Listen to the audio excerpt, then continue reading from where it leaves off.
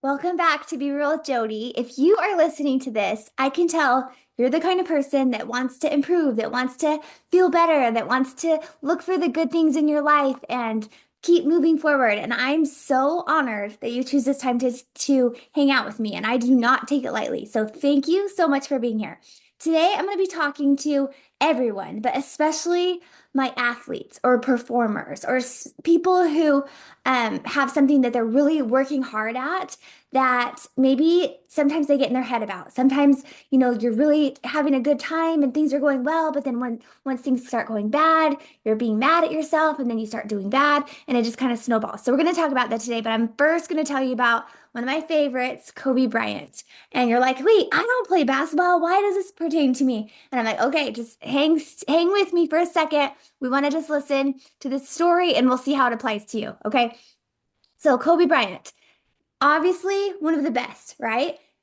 Was he perfect? No, but he knew how to just win, right? He knew how to work hard and do his best. Well, at one of his first games, it was towards the end of the game and he actually started doing really bad. And he actually was one of the main reasons that they lost the game. And after the game, he was sitting on the sidelines and he put his hands in his head, like his head was down. Picture him on the sidelines, head down. Everybody's leaving the gym, everyone's leaving, everyone's kind of look at him like, "Oh, geez, like he must be really upset." All the reporters were waiting to talk to him. And they sat there and they're like thinking in their head, like, "What the heck? He must be really mad at himself. Like, he must be feeling terrible. Like, what's going to happen?" Right? He sat there for about 10 minutes with his head down. And he came out, and then finally the reporters were able to talk to him. And they guess what they asked him? They said, "How are you feeling, Kobe, about your game?" Kind of like, "Oh, like you must feel terrible." And this is what he said in true Kobe fashion. He said, "What do you mean feeling?" He was like, "I was sitting there going through the game, figuring out what I did and how it didn't work and what I could do different. Like it's nothing about how I feel about myself at all." And I was like, "Okay, amazing," right? Because if you're like me, you have the tendency to maybe like when you're doing good, you're like, "Okay, I feel like I'm a good player. I feel like I'm a good dancer. I feel like I'm good," right? And then when you're bad, you're like, "Wait, maybe I'm not. Maybe other people are judging me. Maybe I'm really not as good as I thought I was," right? And we make our performance mean something about us and our identity or who we are. And the magic comes, let me say this really clearly. The magic will come when you separate your identity from your performance. And you're like, "Yeah, but except for that's who I am. I'm a basketball player. I'm a dancer. I'm a softball player. I'm a water polo player," whatever you are, right? You're like, "This is who I am." And I'm like, "No, you are a child of God. You are a human being that is loved and perfect, and you're $100 bill." If you've ever heard me talk, you are $100 bill. You are not a soccer player. Yes, you're a perfectly amazing, awesome child of God who plays soccer, who plays water polo, who is a dancer, who dances. Let me take that back. Who dances, right? But that's not who you are. And why you're like, "Of course, I know that, Jody. Come on." But I'm like, it's actually really important to separate the two. Because Kobe, when he messed up, he didn't make it mean something about who he was. He just looked at it like math. Okay? It's like pretend, how I always love math. I do not like math very much, but if you're doing a math problem and it's like, okay, 2 plus 2 and I put 5. Well, okay. Like if I say, "Oh my gosh, see, I'm terrible at math. I'm never gonna get this. I'm not smart. I'm a terrible person." Like, okay, let's calm down a little. Maybe you just need to check your math here. Maybe you just need to, okay, 2 plus 2, actually that's 4. I need to, whatever it is. Like, let's look at it just like math. Maybe I did a division problem and I forgot to carry the one, or I forgot to, you know what I mean? Like this doesn't mean something about you as a person. It just means you maybe need to tweak something in this math problem. So when you look at your sport or your performance or your violin performance or whatever it is that you do, we want to separate the two. Listen, I am amazing. I'm $100 bill. I am loved and perfect and a child of God exactly how I am. And I do this not because it's going to help me feel like I'm good enough. It's because I want to, because it's actually fun to push myself and do something. So then when I do the thing, okay, when I do awesome, fun. When I don't do my very best, instead of making it mean something about who I am, I just decide, oh, okay, what do I need to do different next time? Like, what am I proud of? Okay, cool. Great. And what is maybe not what I could do better at, right? So it's like maybe I'm going to pass the ball over here. Maybe I'm going to practice my turns before my dance. Maybe I'm going to, whatever it is you're going to do different, but it has nothing to do with who you are as a person. And this will change everything for you because listen, when you make it mean like something so big about yourself, then what does it feel like to you when you tell yourself, this is so important? This means so much to who I am and everything. It's like all you're going to feel is pressure. Okay. Let me ask you this. How do you play when you feel pressure and stress? How do you dance when you feel pressure and stress? Do you do your best? No, you don't. When do you do your best? When you're having fun. And then you're like, Jody, yeah, sure.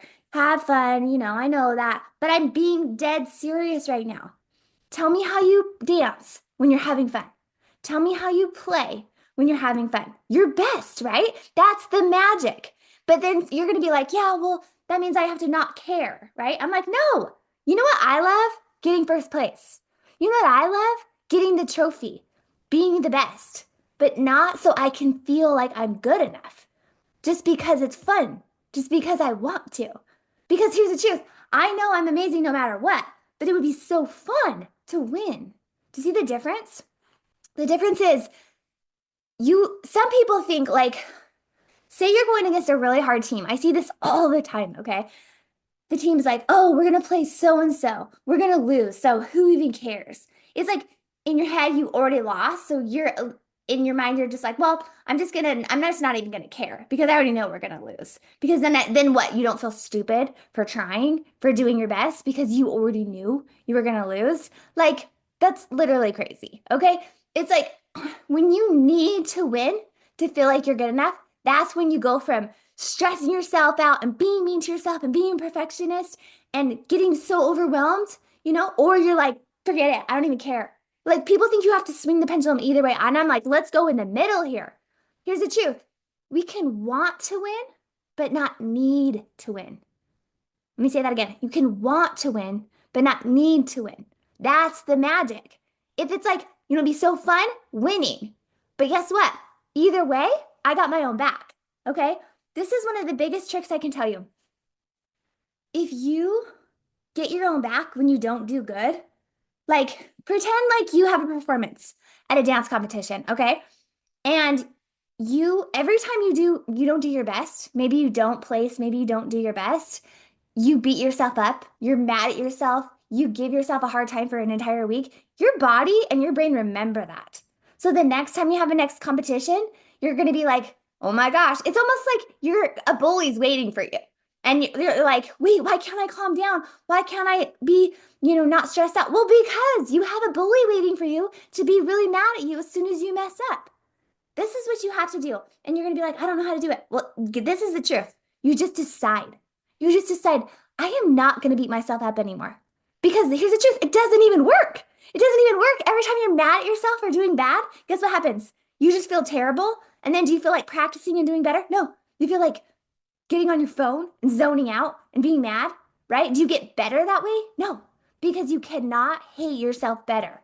So here's the trick.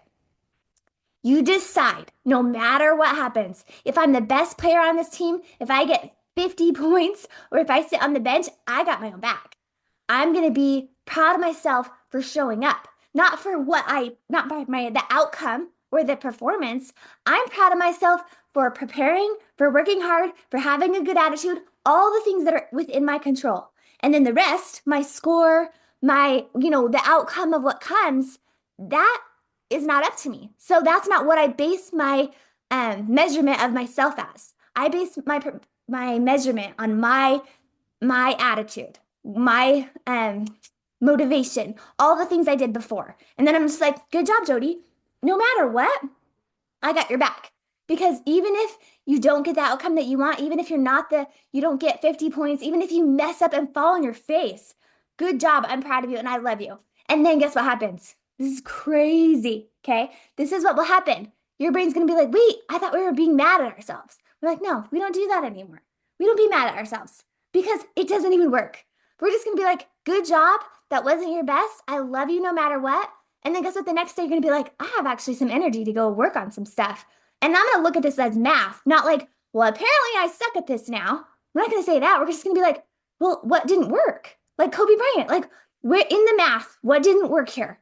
What do I need to do? What do I need to switch up? I know I'm awesome. I know I'm a good player. I know I'm a good whatever it is. So that's not the problem here. What do I need to fix? And then it's not so heavy and stressful. And you're not beating yourself up because that's what's actually going to work. If you get your own back, either way, whether you do amazing or you don't, and then you just look at your performance as just like math. You're just like, okay, what would I do different? I gotta carry the one over here. I gotta, do this layup. I'm gonna work on this, right? And then it's just math to you. Then you're gonna spend more time working on it. And then the next time you perform and the next time you go to that game, you're not gonna be in your head like waiting for the bully to be mean to you when you're done. You're just gonna be like, you know what? I love myself no matter what. I'm amazing no matter what. Now let's go.